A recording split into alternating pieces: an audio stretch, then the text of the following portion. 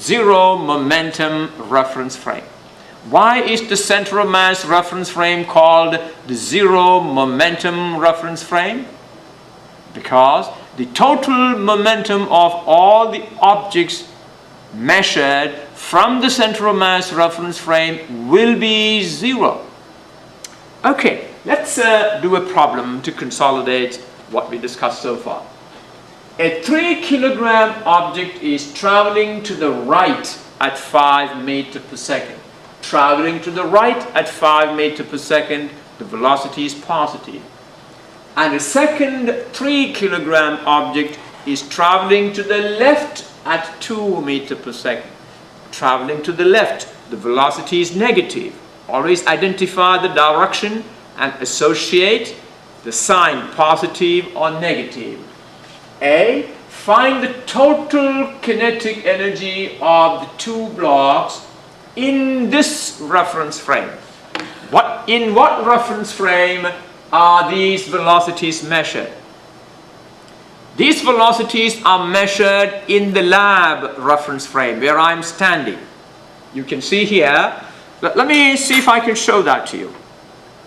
Now, I have two objects here. This is the first object that of 3 kilogram traveling to the right at 4 meters per second, and the second object of mass 3 kilogram traveling to the left at 2 meters per second. So the velocity of the first object is positive, the velocity of the second object is negative. Now these velocities are measured from where I stand. We call that the laboratory reference frame. Now when I measure the velocity of the first object is 4 meters per second I, that is positive. The velocity of the second car is negative 2 meters per second I. And therefore the first question is, what is the kinetic energy of the two-car system, two-object system measured from the lab reference frame? Well, that's simple. It will be 1/2 m1 v1 squared plus 1/2 m2 v2 squared. Okay. All right. B, find the velocity of the center of mass of the two-body system. You know how to do that. C, find the kinetic energy of the center of mass. Kinetic energy of the center of mass.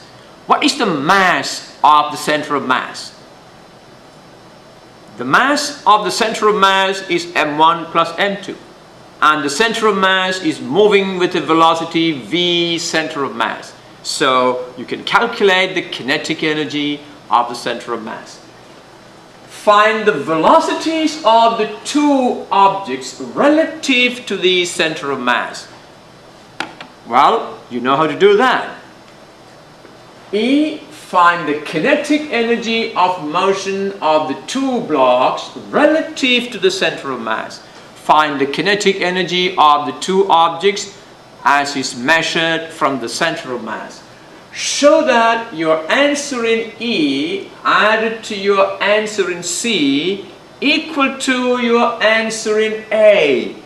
In other words, you got to show that the kinetic energy of the two objects measured from the laboratory frame equal to kinetic energy of the center of mass plus the kinetic energy of the two objects measured from the center of mass.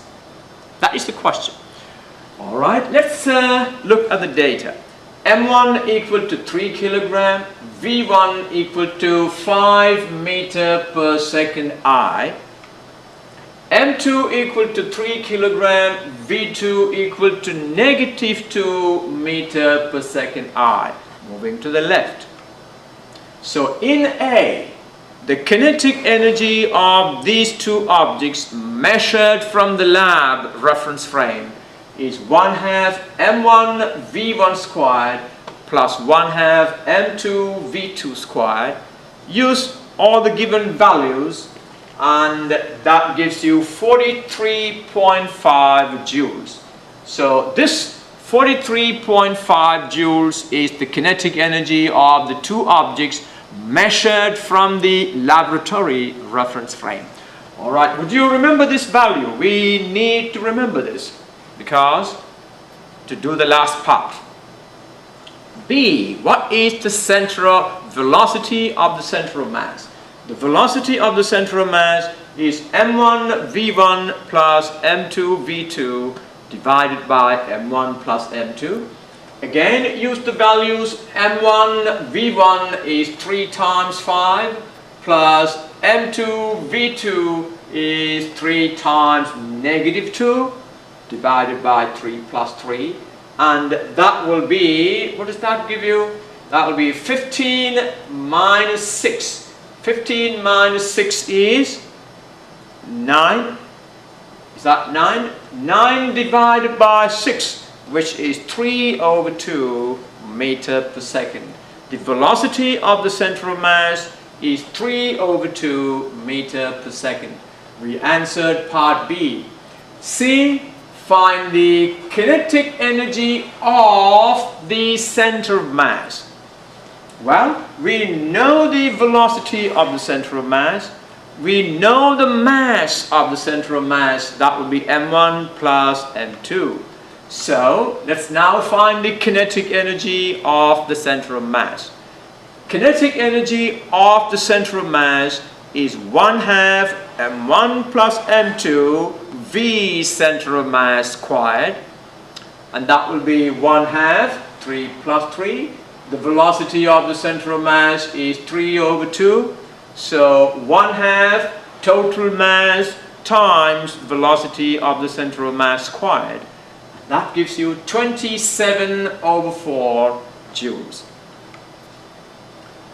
Alright, we now need to find the velocity of the two objects relative to the center of mass. In other words, measured from the center of mass. Let's call these velocities be u1 and u2. u1 is the velocity of the first object relative to the center of mass. What will u1 then be? u1 will be v1 minus v center of mass. u1 is v1 minus v center of mass. That is 5 minus 3 over 2, and that is 7 over 2 meter per second. What is u2? The velocity of the second object relative to the center of mass. u2 is v2 minus v center of mass. v2 is negative 2 minus 3 over 2 is negative 7 over 2 meter per second. What is the kinetic energy relative to the center of mass? What is the kinetic energy of these two objects measured from the center of mass? It will be the kinetic energy of the first object measured from the center of mass will be 1/2 m1 u1 squared. The kinetic energy of the second object measured from the center of mass will be 1/2 m2 u2 squared. So K relative, what does K relative stands for? Kinetic energy measured relative to the center of mass is 1/2 m1 u1 squared plus 1/2 m2 u2 squared. Well, we know all these values. When you square the negative values, they will become positive. So all the values will be positive. 1/2 m1 u1 squared plus 1/2 m2 u2 squared. Simplify that. That will give you 147 over 4 joules. That is the kinetic energy measured from the center of mass of the two objects. And this is the kinetic energy of the center of mass. Now, what are we supposed to do?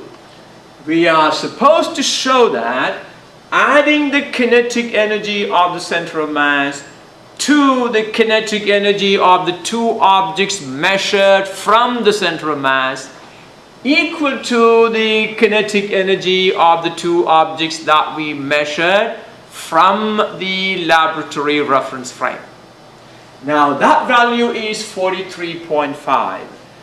So we need to show that 27 over 4 plus 147 over 4 equal to 43.5. Is it true? Yes. 27 over 4 plus 147 over 4 is 43.5. What does that tell you? It tells you that the kinetic energy of the system of objects measured from the lab reference frame equal to the kinetic energy of the center of mass plus the kinetic energy of the objects measured relative to the center of mass. Now this is an important result. If you have a system of objects, if you measure the total kinetic energy of all those objects from the laboratory reference frame, and then measure the kinetic energies from the center of mass reference frame, the total kinetic energy measured from the lab reference frame will be equal to the kinetic energy measured from the center of mass reference frame plus the kinetic energy of the center of mass. Actually, that is not much of a difficult thing to understand. It is actually something that follows from the definition of velocity of the center of mass. Okay. Now this brings us to the end of the lesson on center of mass and center of mass reference frame. I have only done a couple of representative problems. Now you need to go and do all the homework to make sure that you understand these concepts. Alright, I will see you for the next lesson in this unit later on.